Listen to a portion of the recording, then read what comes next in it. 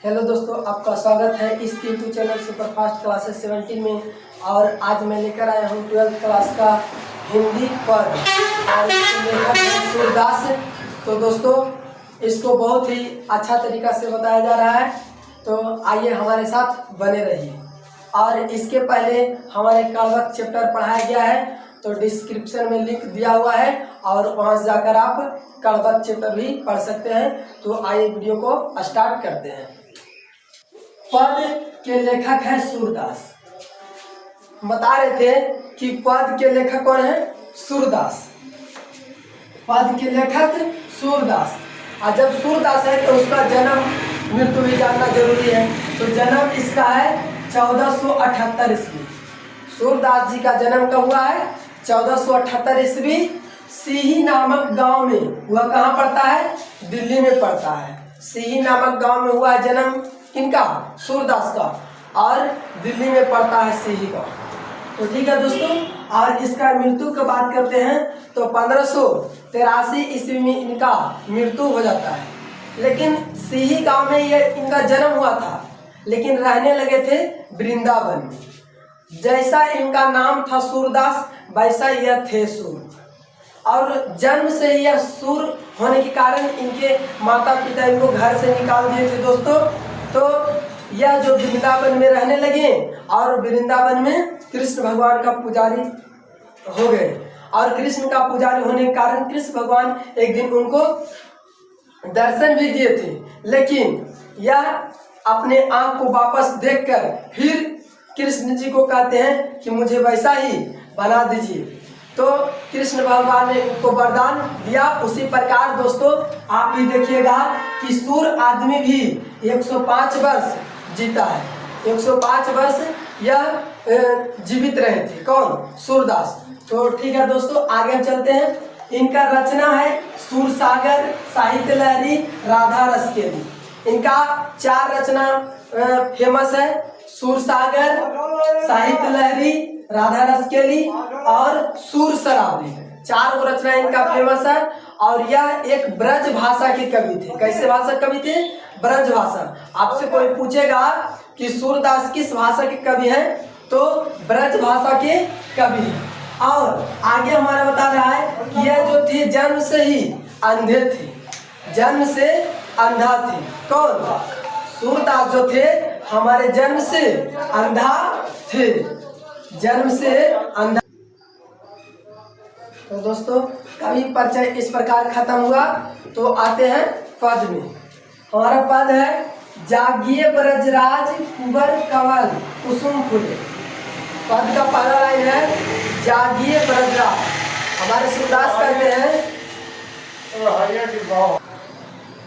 इस प्रकार। दोस्तों, हमारा कवि परिचय खत्म हुआ। तो आइए हम पद में आते हैं। देखिए, सबसे पहला लाइन है जागिए ब्रजराज। इस पद के माध्यम से हमारे सूरदास जी हैं कृष्ण भगवान को जगाने का प्रयास करते हैं। कृष्ण भगवान को जगाने का प्रयास करते हैं, उसी पर अपना कविता लिखे हैं। तो सबसे पहला लाइन है जागिए ब्रजराज कुंवर कंवल कुसुम फूले कुमुद वृंद संकुचित भये भृंग लता भले। पहले ही आपको बता चुके हैं दोस्तों कि पद 2 लाइन का लिया जाता है और 2 लाइन से ही आपका अर्थ टूटेगा। तो हम बता रहे थे कि जागिए ब्रजराज कुंवर कमल कुसुम फूले, यानी कि इसका अर्थ हुआ कि हे ब्रजराज। ब्रजराज कृष्ण भगवान को कहा जा रहा है कि हे ब्रज को धारण करने वाले भगवान, आप जागिए। क्यों? क्योंकि कुंवर कमल कुसुम फूले, यानी जितना भी फूल है वह खिल चुका है। आप इस प्रकार दोस्तों हम बता रहे थे कि हमारा कमल कुसुम फूल जो है खिल चुका है और कुमुदनी फूल जो होता है वह मुरझा गया। संकुचित मतलब मुरझाना होता है। यह जो फूल है मुरझा चुका है। इस प्रकार संकेत देते हुए सूरदास जी हमारे कृष्ण भगवान को जगाते हैं। तो इस प्रकार 2 लाइन का अर्थ हुआ कि जो फूल है खिल चुका है, फूल जो है खिल चुका है और कुमुदनी फूल मुरझा चुका है। इस प्रकार हमारा 2 लाइन का अर्थ हुआ यही। और हम आगे चलते हैं तीसरा लाइन में तो बोल रहे हैं कि तमचूर खगरूर सुनहु बोलत बनराई रामती गौ खरिकनी में बछरा हित धाई। और तीसरा लाइन हमारे कवि बोलते हैं कि हे कृष्ण जी आप जागिए, क्योंकि तमचूर खगरूर, यानी कि तमचूर मतलब मुर्गा, मुर्गा भी बांग दे रहा है। क्यों? क्योंकि सुबह हो चुका है, इसलिए मुर्गा भी बांग दे रहा है। और चौथा लाइन बोले कि रावती गौ खरिकनी में बछड़ा हित ढाई।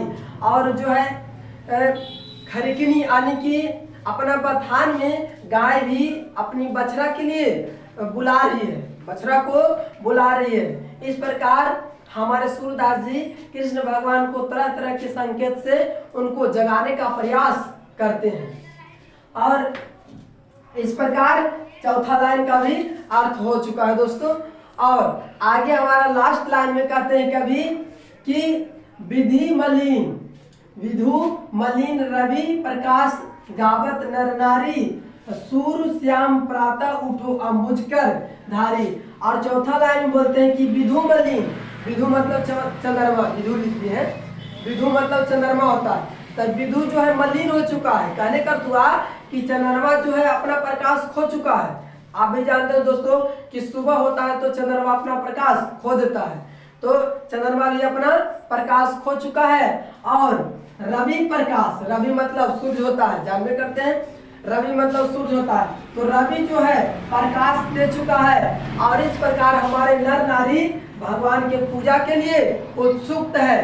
तो हे ब्रजराज आप जागिए। और लास्ट लाइन बोलते हैं कि सूर्य श्याम, सूर्य श्याम यानी कि सूरदास जी कह रहे हैं कि हमारे वचन को आप सुनिए। श्याम मतलब कृष्ण भगवान।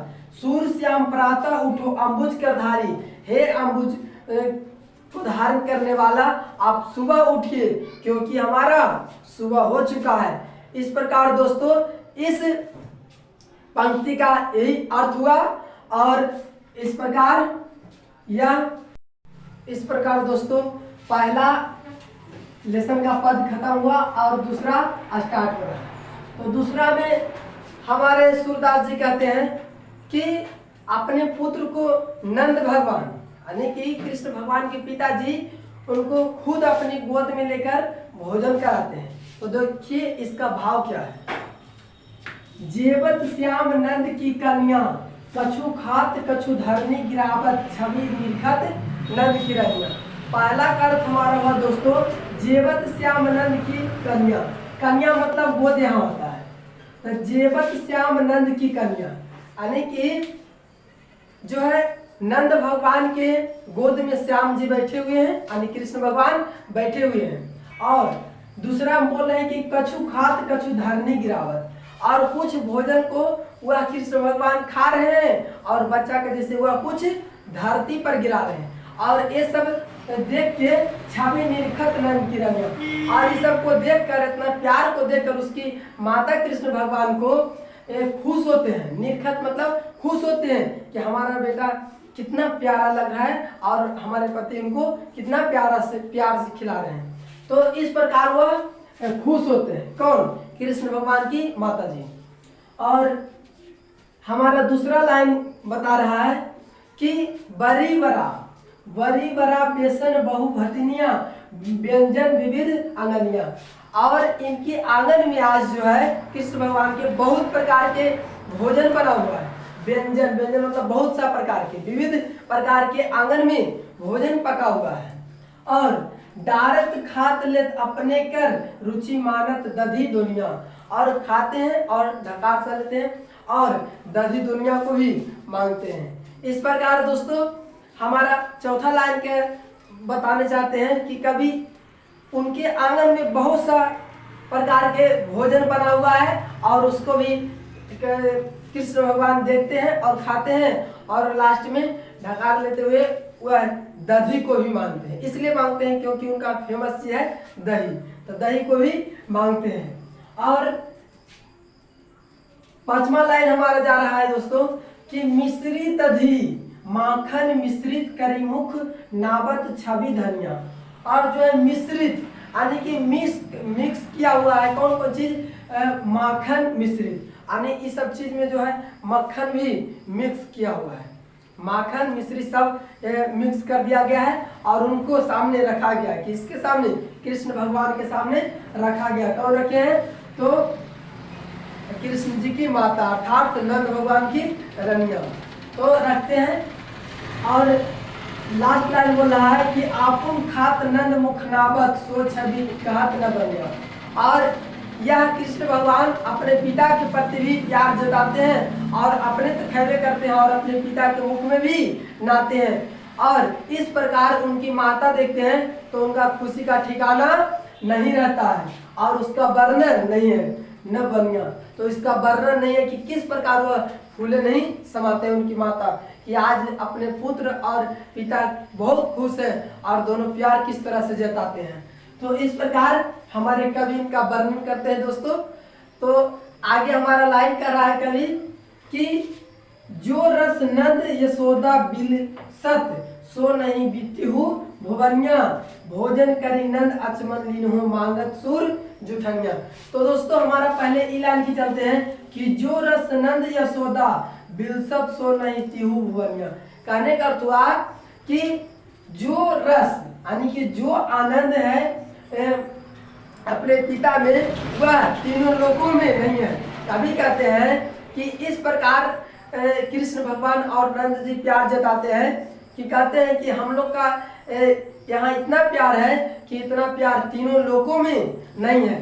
तो आगे हमारा लास्ट में कभी कहते हैं दोस्तों कि भोजन करी नंद अचमन लीन हो, यानी कि जब भोजन करके हमारे नंद भगवान के पुत्र कृष्ण भगवान जब अचमन लेते हैं तो सूरदास जी कहते हैं कि हमको आपके जूठन का ही जरूरत है और आप हमको जूठन ही दीजिए। और इस प्रकार दोस्तों हमको बताते हैं कभी कि हमको ज़्यादा कुछ नहीं, आपका ही प्यार चाहिए। कृष्ण भगवान से कहते हैं कि आपका हमें जूठन चाहिए, जूठन यानी कि आपका प्यार आशीर्वाद रहे ताकि हम भी गुणवान रहें। तो दोस्तों इस प्रकार से हमारे अगले वीडियो 12th क्लास का हिंदी पाना चाहते हैं तो हमारे साथ लगातार बने रहें।